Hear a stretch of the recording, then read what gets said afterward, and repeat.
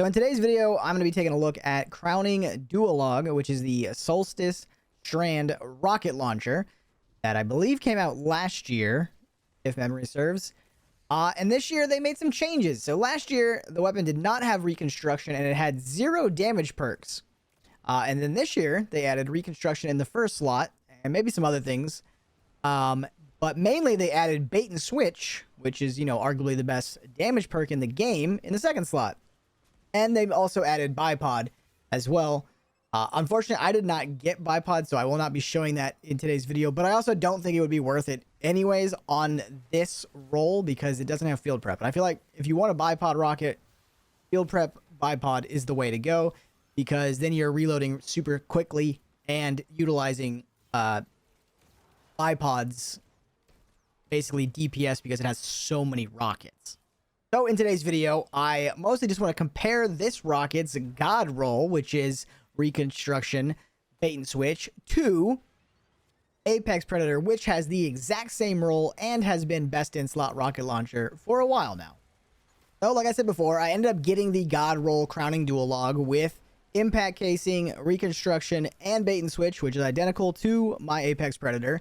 And so I'm just going to compare the two side by side, only using rocket launcher damage. And then I'm using triple surges on both, triple reserves on both, triple reload mods on both, and then I'm adding Radiant from Song of Flame so that I can stay alive for the entire damage phase easily. So right off the bat, the one thing that I do want to point out is the one benefit that this rocket launcher does have is that it has built-in tracking. Now, I was not utilizing it in this test because Frieza is so large that if I missed Frieza with this rocket, that would be kind of embarrassing. But there are certain bosses like Rolk that move a lot, and a tracking rocket is huge. That's why going back to, Rolk meta, everybody was using Palmera B, but tracking rockets were also a lot better back then. They got nerfed heavily some point in Witch Queen. I don't remember exactly when.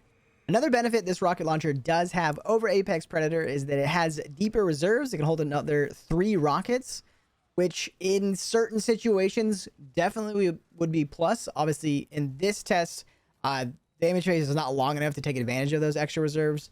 But, in certain situations like a day one raid or something like that, also having more reserves is just nice so that you don't have to rely on as much luck to get, extra bricks on the ground and so on and so forth to be able to get back to max. So that is one benefit I would like to point out. My best damage phase with this rocket ended up being 1.5 million damage while also re-procking bait and switch. And I said before, only using this rocket for damage outside of procking bait and switch with my double rocket sidearms, which I also used in my Apex test, which I will show now. Obviously, before we get the damage, this rocket is obviously going to do better. I don't think that should be a surprise to anybody, but are there benefits to having a tracket rocket? Yes. Obviously, there's some bosses where tracking is super, super helpful. And then, like I said, the reserves is also nice. But also in the future, there could be a massive tracking rocket buff where you might want to have crowning Duologue just in case. So with Apex Predator, I was able to do 1.8 million. So that is an extra 300,000, which is a lot. So the question is this rocket launcher worth farming? And in my opinion, yes. So obviously right off the bat, some people don't raid. So getting Apex Predator is tricky for you. So this is a very good rocket launcher because it does have bait and switch. Bait and switch is very important for damage rotations. If you want to utilize Izanagi's or Wither Horde and stuff like that, bait and switch is very, very good. And this is the only bait and switch tracking rocket launcher. And then secondly, is this the best tracking rocket launcher in the game? And in my opinion, yes. Like I said, it has bait and switch. And bait and switch is very important for damage rotations. Now in the video right now, you can see I'm testing Faith Keeper, which is the seasonal rocket launcher, which you can craft. It is a tracking rocket launcher, but it does not have bait and switch. It does have explosive light, which is very good. And in this video, I was able to do 1.6 million with this, but I got really lucky and I was able to make a bunch of extra orbs and I was able to pick them up during damage phase. I also think I did miss a rocket, so I probably could have done more like 1.7 or maybe even 1.8, which is kind of funny because I did say it would be embarrassing missing against such a large target, which I ended up doing, which kind of shows you how good a tracking rocket launcher is so that you don't miss weird rocket launchers that go in between bosses' armpits.